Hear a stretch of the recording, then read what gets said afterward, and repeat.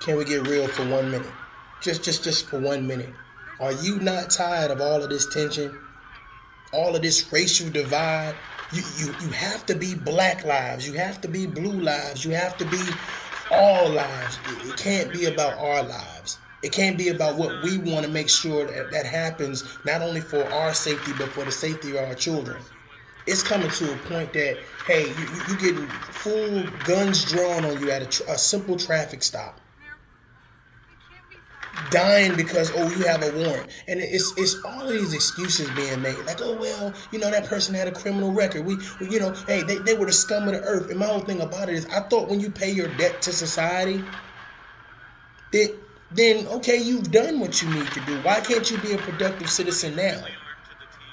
Everybody wants to do something to separate everybody. It's men versus women, women versus men. It's gays versus straight community. It's blue lives matter versus all lives matter. All lives matter versus black lives matter. It's like, dude, enough is enough. We all matter. We matter. But we need to start acting like it. At the end of the day, if you're a police officer, get it. Nobody's perfect. People have bad days. But again, it's about protecting and serving. Do you have a difficult job? Yes. And as a former veteran of the United States Army myself, I understand. 20 years of service, I understand. Going across the seas, enemies both foreign and domestic. Having to deal with things, it's like the regular average citizen do not have to deal with. It can rile you up. It can get you a little bit not only nervous and scared, but you have to have a calm mind. And I see a lot of people, they just making a lot of irrational, dumb, crazy decisions and not using common sense. I spoke about a video the other day about a lieutenant in Virginia getting stopped by two police officers. One was a former veteran of the Marines. He was a corporal. I think he said he did 6 years. The other one was a rookie, straight out the academy. And they stopped this second lieutenant, African American.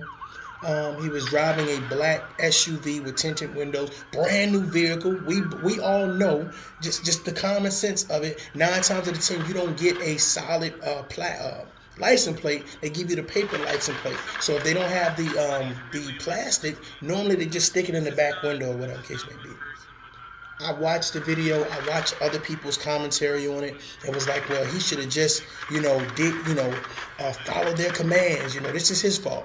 Then a lot of people were saying it was the overzealous police who were just gun happy, and just wanted to pull out the guns. And my whole thought process is, to me, there is fault on both parties. But my issue is that I feel like, where's the respect for one another? Once I see that, hey, I'm a police officer, I'm in full uniform, I'm at work. We all know that military personnel, they're at work 24 hours a day. At any point in time, the balloon could go up, the ball could drop, and they overseas. So it's like, there to me should be a general respect for one another. Hey, I just was pulling you over because I didn't see the license plate in where the license plate's supposed to be at. But I can see where you have it at. Okay, got it.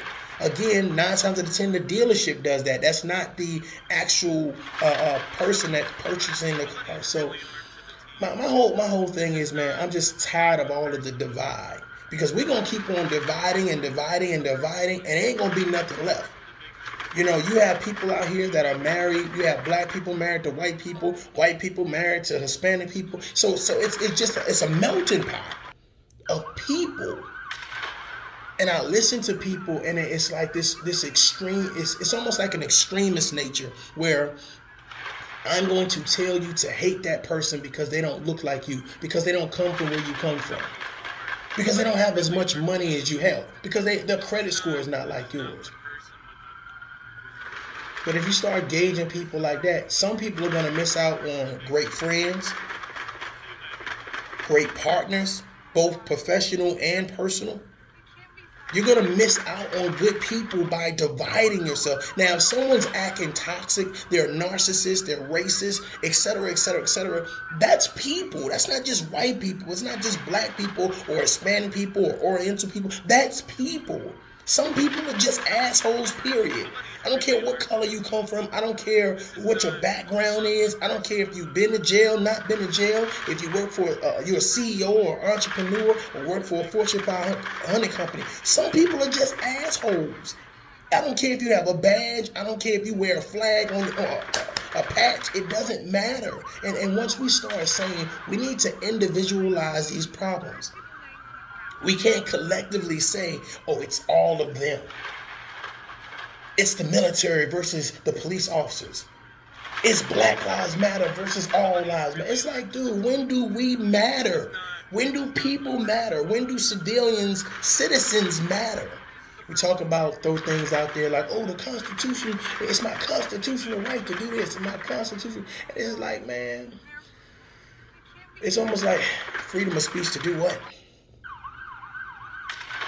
To hate on someone, to disrespect someone, to degrade someone, to annihilate a person's character because they don't look like you, because they're on the wrong side of town. Some people said the black on black crime is a made up narrative or whatever case may be. I don't know where you live at, or I don't know what you're accustomed to or what you see or whatever case may be. Anybody that knows anything about any type of urban area, of course there's a lot of black on black crime. Most times, if you get a lot of white people in one area, it's probably going to be some white on white crime. A lot of Hispanic people in one area, it's probably going to be some Hispanic on Hispanic crime. I think we're getting lost in the verbiage, the narrative that we want to promote. We matter. You matter. I matter. And when we start acting like that, we start respecting one another's boundaries, we start respecting people's character, let them show you who they are. Don't say because of the color of your skin, you gotta like this. That's like almost as ridiculous saying all black people like rap music, all black people like watermelon, all black people like chicken. I just happen to like chicken.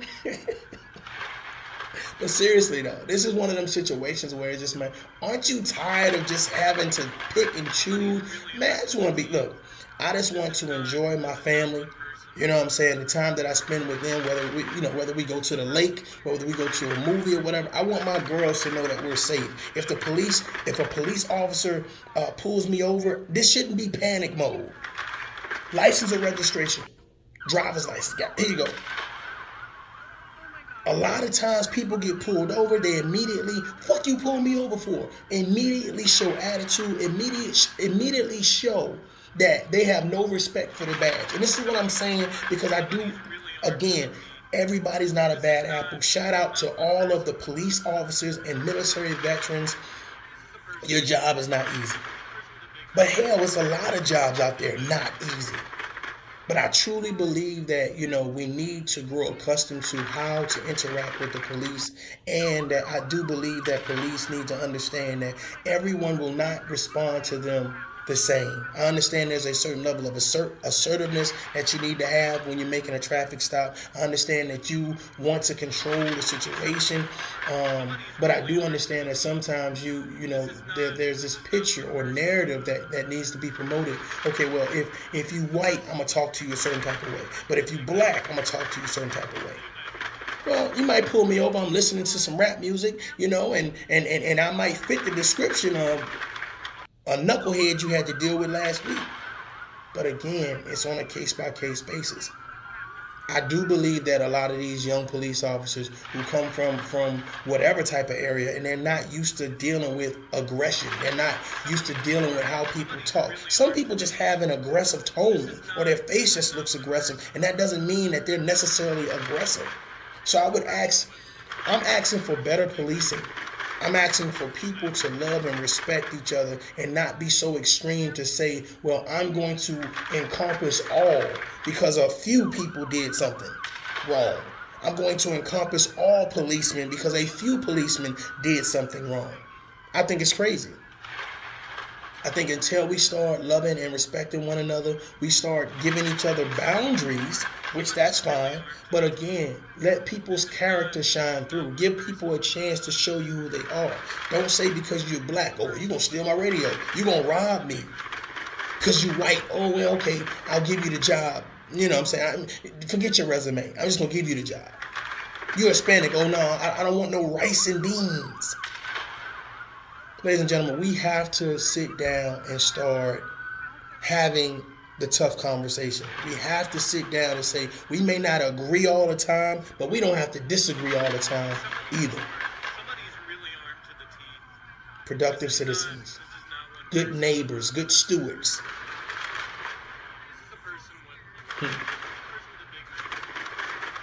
We need to learn how to interact with police. Police need to learn how to interact with us. Citizens need to learn how to interact with each other. People just need to start showing more love. Just smile more. Do positive things. You know what I'm saying? When you take your family out, hey, make sure that you're safe. Make sure that they understand what the protocol is when the police get pulled over. Hey, you can't be in the back seat cursing out the police. You can't be the passenger egging on the police like, why the hell you stop us? Listen, it's let them do their job. Let them do their job. And if your license and registration is up to date, you know, hey, maybe sometimes walk around your car. Are my tail lights working? Anything that you could be stopped for, just check it out. Now, I'm not saying that you can't be racially profiled because it happens. I get that. I get that. I get that. However, I want you to think about this, and I'm going to get up out of here. Can you imagine a policeman seeing a car go by, right? No license plate. Okay, and that car was used in a robbery, or that car was used to do a breaking and entering, or that car was used to kidnap one of your kids or you. And it just, even though it looks suspicious or whatever case may be, they didn't stop it. You know, I don't want to worry this citizen. I don't want to mess with this citizen. And they just do a routine traffic stop or whatever case may be, and they pull the person over. Person gets agitated. You know, just starts, you know, being belligerent and crazy or whatever the case may be, and they notice that they smells like marijuana. You know, so you can see little drug, you know, little crack vials and stuff in the car. Like it doesn't look right. And rightfully so, the police officer says, "Hey, can you step out the vehicle?" And then they notice that while they're looking at the vehicle, whatever the case may be, they start to see blood. Say, hey, sir, are you bleeding? Or do you need assistance or whatever? No, you know, the person gets real fidgety and agitated or whatever the case may be. Then come to find out, you know, a man raped a woman, threw her in the trunk or whatever the case, basically took her car, took the plates off so people couldn't identify. I'm saying all of that to say this.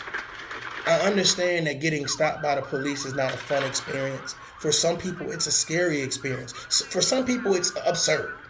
I'm never going to get stopped. You know, I'm just that invincible. I have friends that's lawyers and senators and congressmen, so I'm not worrying about it. And I get it. And for everyone, it's a different story. It's case by case. But for a lot of people, they're not accustomed to getting stopped by the police. No one's teaching them the do's and don'ts when dealing with the police. It's, I hope I survive. And that is a scary thing when you say, I'm an American citizen. I pay my taxes just like you. I have my family that I take care of just like you. I want to get back home to my family just like you. What I'm saying for the people that's being stopped, don't agitate the situation. Don't do anything that's going to cause someone to have to use pepper spray, use their gun, use a taser, use their baton. Hell, put you in handcuffs. What are the directions? You want me to put my hands out the window? No problem. Okay, you want me to reach around and you want me to turn off my vehicle? No problem.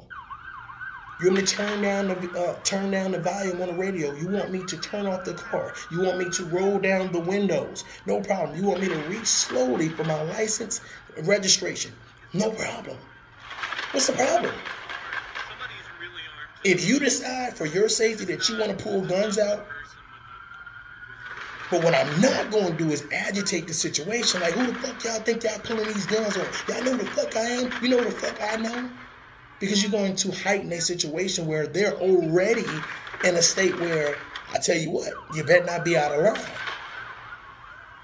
Live to fight another day.